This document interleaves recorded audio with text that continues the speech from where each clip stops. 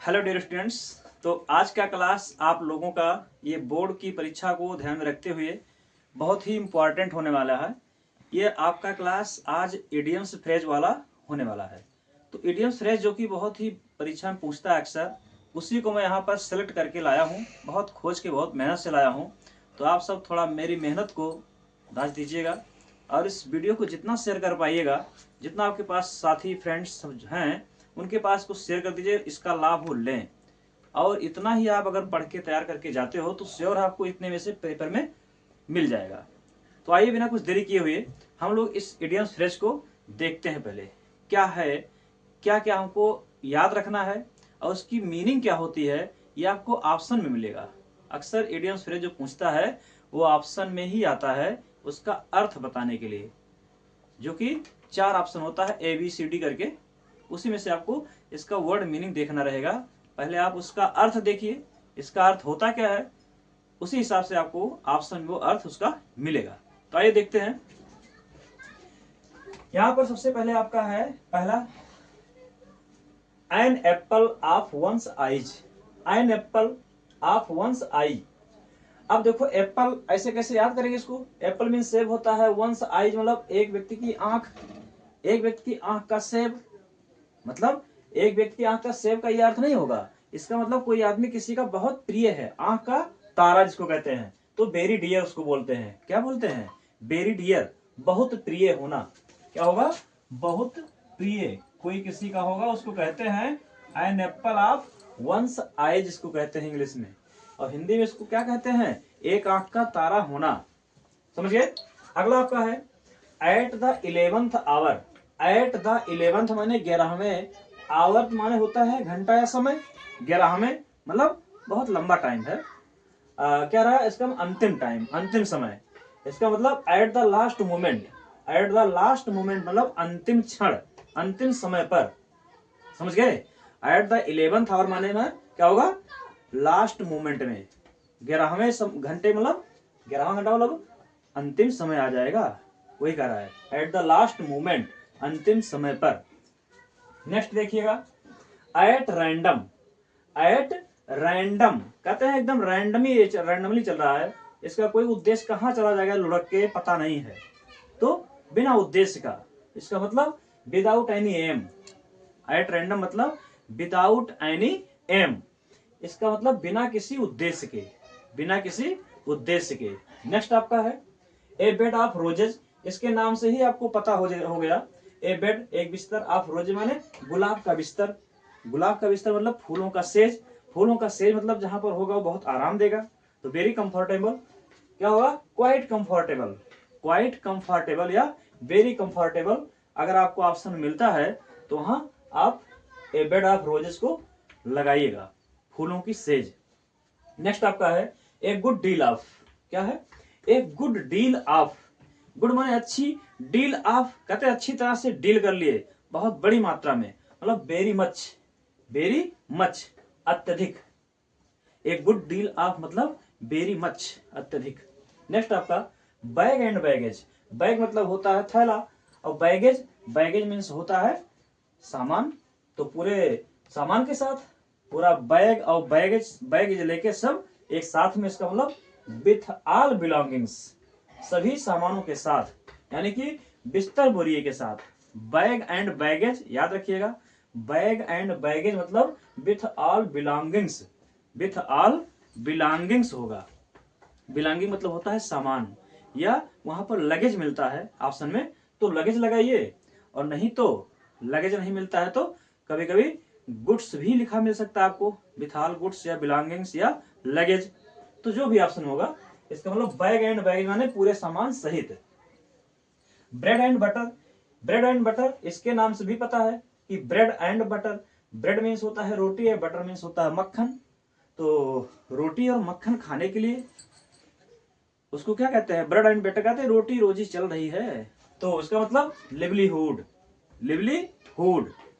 Bread and butter मतलब livelihood, जीविका। क्या होगा?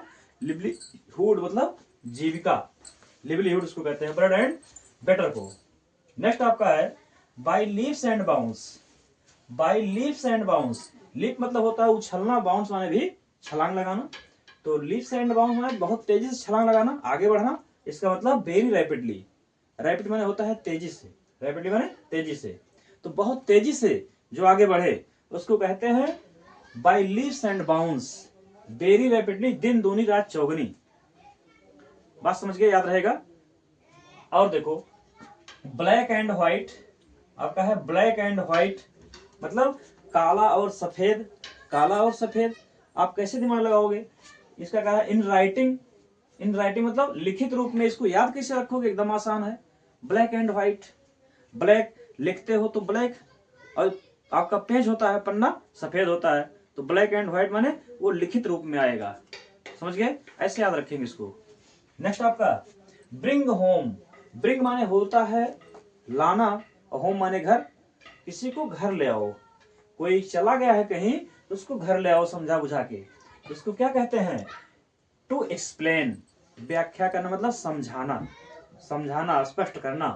टू एक्सप्लेन या टू कन्विंस भी लिखा मिल सकता है आपको ऑप्शन में। तो ब्रिंग होम मतलब घर ले आना, घर ले आना मतलब समझा देना। कैसे घर ले आओगे, बिना समझाए, समझा बुझा के ही उसको घर ला सकते हो, तो इसका मतलब टू एक्सप्लेन, समझाना। समझ गए। नेक्स्ट आपका है क्रोकोडाइल टीयर्स। क्रोकोडाइल टीयर्स, ये तो बोलते हैं सब लोग। क्रोकोडाइल मींस होता है मगरमच्छ, और टीयर्स माने आंसू। मगरमच्छ के आंसू मतलब फॉल्स टीयर्स, झूठा आंसू। कोई झूठा आंसू गिराता है उसको कहते हैं क्रोकोडाइल टीयर्स, घड़ियाली आंसू जिसको कहते हैं। इसका मतलब फॉल्स टीयर है, वो झूठा आंसू है। अगला आपका है फूल्स पैराडाइज। फूल्स पैराडाइज, फूल माने मूर्ख होता है, पैराडाइज माने स्वर्ग, मूर्खों का स्वर्ग। मूर्खों का स्वर्ग मतलब फूलिश होप, मूर्खतापूर्ण आशा। अगर फूल है वो स्वप्न देख रहा है कि हम क्या कहाँ जाएंगे, स्वर्ग में जाएंगे, तो इसकी मूर्खता है। कोई भी व्यक्ति अगर स्वर्ग में जाने की आशा करता है वो मूर्खता कर रहा है। क्या कर रहा है, फूल्स पैराडाइज, वो मूर्खों का स्वर्ग है।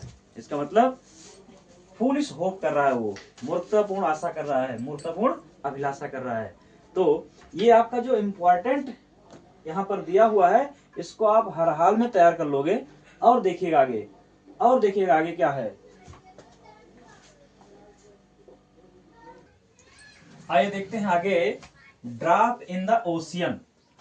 ड्रॉप मतलब होता है बूंद, इन द ओशियन मतलब महासागर में बूंद। अगर महासागर उसमें एक बूंद डालो तो पता नहीं चलेगा, मतलब very very insignificant amount, very little amount, बहुत कम मात्रा में, मतलब अपर्याप्त मात्रा में, जिसको कहते हैं वेरी लिटिल अमाउंट भी बोल सकते हो। वेरी इनसिग्निफिकेंट अमाउंट जहां लिखा रहेगा वहां पर समझ जाइए कि बहुत कम मात्रा में उसको बताया जा रहा है। ड्रॉप इन द ओशियन माने बहुत कम मात्रा में। इसका मतलब गेट रिड ऑफ मतलब होता है छुटकारा पाना, एकदम मुक्त हो जाना। तो बी फ्री फ्रॉम से छुटकारा पाना। गेट रिड ऑफ याद रखिए, गेट रिड ऑफ मतलब छुटकारा पाना। नेक्स्ट आपका है ह्यू एंड क्राई। क्राई मतलब चिल्लाना होता ही है, तो ह्यू एंड क्राई जब देखिएगा तो इसका मतलब ग्रेट नॉइज, बहुत ज्यादा शोरगुल, हल्ला गुल्ला, उसको कहते हैं शोरगुल, ग्रेट नॉइज। नेक्स्ट आपका है इन फुल स्विंग। फुल मतलब फुल भरा हुआ, और स्विंग मतलब होता है झूलना, पूरे फुल मात्रा में झूलना, मतलब बहुत ऊंचाई पर पहुंच गया है, जोरों पर है वो चीज, जोरों पर है। क्या कहते हैं इसको, with full force. With full force बहुत बल के साथ, मतलब जोरों पर कोई चीज बहुत ऊंचाई पर पहुंच गई है, बहुत आगे चला गया है, जोरों पर है वो, मतलब वही कह रहे हैं with full force. Man of letters, man मतलब आदमी, ऑफ लेटर्स माने पत्रों का आदमी, पत्रों का आदमी, मतलब इसको कैसे याद रखेंगे, मैन ऑफ लेटर मतलब ए स्कॉलर होता है, विद्वान। विद्वान कैसे याद रखेंगे, मैन ऑफ लेटर्स, पत्रों का आदमी मतलब पत्र वही व्यक्ति लिखेगा जो विद्वान होगा, जिसके पास ज्ञान होगा। तो ही कह रहा है मैन ऑफ लेटर मतलब विद्वान आदमी, a scholar, a scholar. Next आपका a red, red letter day. Red means लाल, लेटर मीन्स पत्र, डे माने दिन। रेड लेटर डे लाल पत्र का दिन, मतलब लाल पत्र का कोई दिन होता ही नहीं है। इसका मतलब अगर दिन होगा तो बहुत इंपॉर्टेंट होगा, वेरी इंपॉर्टेंट। क्या होगा, an important day, very important day, महत्वपूर्ण दिन। रेड लेटर डे मतलब very important day. 6 and 7, 6 and 7, 6 और 7, छक्का चौका मान लो आप, ऐसे जैसे कहते हो 6 and 7 स्प्रेड, इसका मतलब बिखरा हुआ, तितर बितर, टू एंड फ्रो, फैला हुआ, इसको बोल देंगे स्प्रेड। 6 and 7 माने तितर बितर, इधर उधर होना।